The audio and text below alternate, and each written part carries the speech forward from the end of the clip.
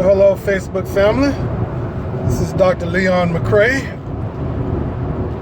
Hope you guys on Facebook and YouTube are doing well. I haven't done a video in quite some time, but I wanted to talk to you a little bit about real estate, particularly in the area of redlining. Got just a few topics I want to talk about: exit strategies and just how persistent you have to be a real estate investor. You know, I think the last time I did a video, I was in the process of selling a 3-bedroom, 1-bath house that I had remodeled and turned it into a 5-bedroom, 2-bath house, finishing the basement, adding a full 2-bedroom, 1-bath apartment in the basement. And one of the reasons I bought that property is because I looked at the exit strategies that I would have available to me. One, I could rent it out. It would be a cash flowing property if I did rent it out as a buy and hold. I could just rehab the kitchen upstairs and not finish the basement and sell it at a small profit. Or I could go in and do a full rehab like I did and just turn it into, because the basement is really nice. It was a full walkout basement. And so I figured another exit strategy would be to make a 2-bedroom, 1-bath apartment in the basement. Whereas an investor could buy it, they could rent out the upstairs for probably would rent for $1,200, and then the 2-bedroom, 1-bath would probably rent in the neighborhood of $800. So that was nice cash flowing property. Or you might have a buyer that had a big family and kids, and they may want the whole house to themselves. And so you would have a 5-bedroom, 2-bath house, but it has 2 kitchens, 2 living rooms.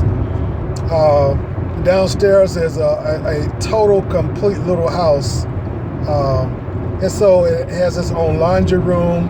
So now there's a laundry room upstairs, laundry room downstairs.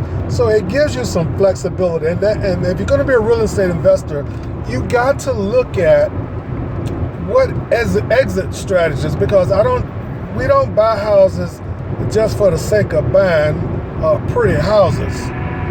It has to make sense, and you don't want to be caught with a property that does not cash flow. Okay, so that's what I look for: a property that has multiple exit strategies. If one strategy does not work, and then there's a fallback strategy. Okay, and so that's what I liked about this particular house. And so as I was pondering what to do with this house, it just kind of made sense to me. And I always ask God, the Bible says if you acknowledge Him, He'll direct your path. So I'm acknowledging Him and using my experience, as well as trying to hear from God as to what to do. But I felt led that probably the best strategy for me would be to go ahead on and finish the basement and make it into a 5-bedroom, 2-bath house. And so that's what I did. And I did that and ran into a lot of challenges, which I'm not going to repeat because I repeated that. I talked about that during my last video. But now I'm finished that project, but I want to know really about what it would be worth, because I am not a buy and flip kind of guy. I am truly a buy and hold guy, because I believe that that's how you really build wealth, by buying and holding and renting, and building up your cash flow slowly over time. And then you wake up one day in 10 years and you're a millionaire. At least that's what I believe you can do with buy and hold and rent real estate. It happens slowly over time, but it will happen if you be consistent. And so when I finished this, I wanted to get an idea of what it was worth. I said I wanted to talk to you a little bit about redlining. And I had seen an article maybe some months ago, and I had shared that article where an individual had, I believe it was in Jacksonville, they had purchased a home and they got it appraised, and the appraisal came in very, very low. And so they thought something was wrong. And so what they did, they removed everything that indicated that a black person owned this home. Every paraphernalia, pictures, and they made it very vanilla in that home. Long story short, and they had it reappraised, and that appraisal came back over 40% higher than it did before. And it was something like $100,000 in extra value. And why is that important? Well, one reason it's important because that's wealth that we need in our community. That's wealth that they need for their family. That's wealth that they need to send their kids to college. That's wealth that they need to open a business. That's wealth that they need to pass on to the next generation. So it's extremely important. And for years, this has been an issue for black people. And I've dealt with that over the years, but I've never been able to prove it. I've never been able to prove it. And so let me flip back to this particular house. I wanted to know what this house would be worth so I could really determine what strategy, remember those exit strategies that I was talking about? I really want to know what exit strategy to employ. Should I keep this house? Because again, I do like keeping my homes. And I'll talk to you a little bit about that later. I like keeping them, I like renting them, and for cash flow, okay? And so I contacted a realtor, and from that realtor, I asked them that they have a list of appraisers that I could contact. And so I did contact an appraiser to appraise the property. I met the appraiser at the property. He looked at everything, measured, did everything that he was going to do. And then a few days later, he came back. Let's back up a little bit.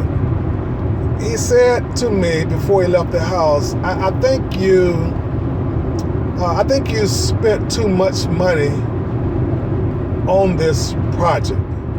You've done a great job on rehabbing the basement and turning it into a 5-bedroom, 2-bath house.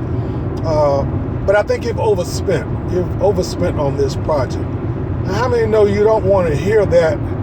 That's not what you want to hear after you have finished the project, and particularly about right before you're about to put this on the market. And he says it's just not going to appraise nowhere near, I think what you got in mind.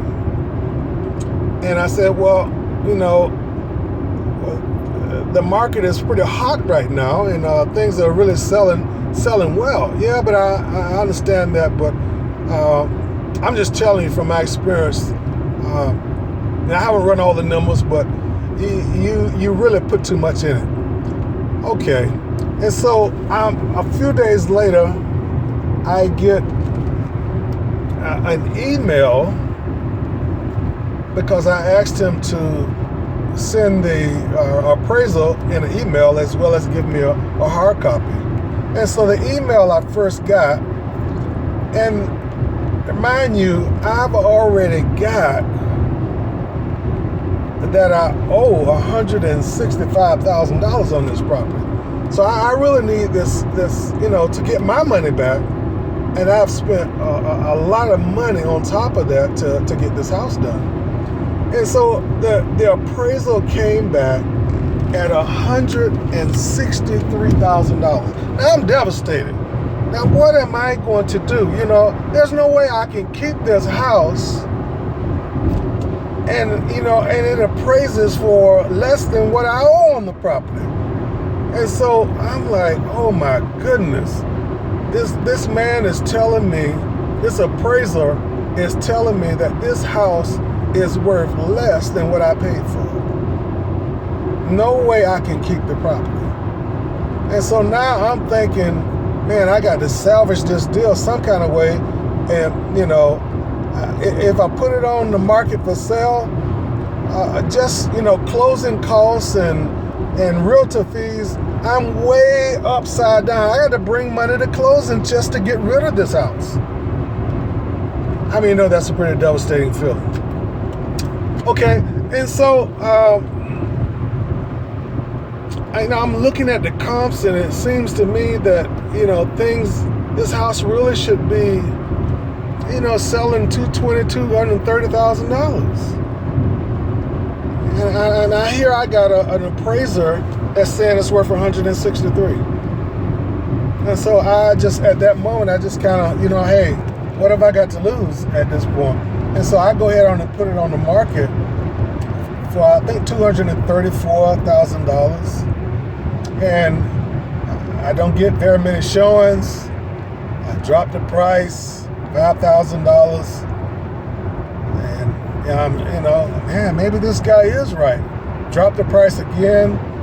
And finally, I think I'm down to around, I think I was at 224 at that time. And I get someone interested in the property, they look at the property, and they really like the property, all right? And I said, all right. And they put an offer in, okay? Now, I knew, because even though the roof was not leaking, I knew that I may be in a position after they do a home inspection, I may have to buy a roof. Okay, all right, worst case, okay. Well, I'm saying, hey, the roof is not leaking. There's no evidence that the roof has leaked. And so, you know, hey, it's probably a good 5 years left on that roof.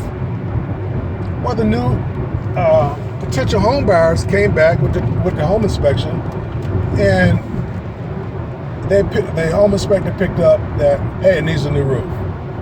Well, you're talking about somewhere between $7,000 and $8,000 to get a new roof, okay? And long story short, they wind up, I guess, not wanting to wait on the new roof. Did not even challenge anything. They just backed out of the contract. They said, we want out.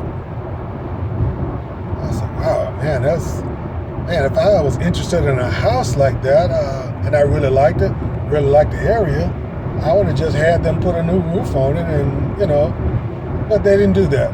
And so I got with my realtor and I said, look, I need to go ahead and put a roof on this property. All right. And so we got a couple quotes, and it came back that we needed a roof, and the roof was, I think we settled it at $7,600 for the new roof. And we got the roof replaced and put it back on. Well, we never left the market, but we put those comments on the listing that we had a new roof. Well, within, I think, 2 weeks, we had another offer. The people really liked the property, and the offer was $220,000. I said, wow, that's a long way from 163 is what it appraised for. I said, man, well, suppose the new appraiser come back and confirm what the original appraiser says. Okay. Well, I know one thing. I am not going to come to the house to meet the new appraiser. Well, okay. So now you got a new appraiser. The new buyers meet their appraiser out there. The realtor reached their appraiser. And it comes back, and I'm notified that it appraised out. I said, whoa. For me, it was at 163. Now the buyer is offering 220, and they're saying it appraised out. I need to get a copy of this appraisal. And I knew that that's not typical that a seller gets a copy of the appraisal from the new buyer. And so I asked my realtor to ask the buyer's realtor, can I get a new copy? I'm not trying to get out of the contract. I just want, as a part of my portfolio, I would like to have a copy of this new appraisal after closing. And they most graciously agreed to get me a copy of the appraisal. And so when I look at, first of all, I closed on the property. Praise God. Awesome. I closed on the property. And I get a copy of the appraisal, and the appraisal is not 163, not 173, not 183, not 193, not 203, not 213, but $224,000. Over $60,000 more than what my appraisal came back. Now, in my mind, I don't know about you, but in my mind, that's redlining. I think that's a problem. I think the alarms should be sounded. What do you think? What should I do with this information? I have both appraisals. What should I do with the information? I want you to tell me. Tell me what you think. You can give me a holler, shout out on Leon at leonmccray.com. Leon at leonmccray.com. You can give me a shout out on Facebook, or you can give me a shout out on YouTube. I'd just like to hear from you. Thank you again. This is Dr. Leon McCray at leonmccray.com. God bless you and God keep you. Again, I wish above all things that you prosper and be in health even as your soul prospers. God bless you. Bye-bye.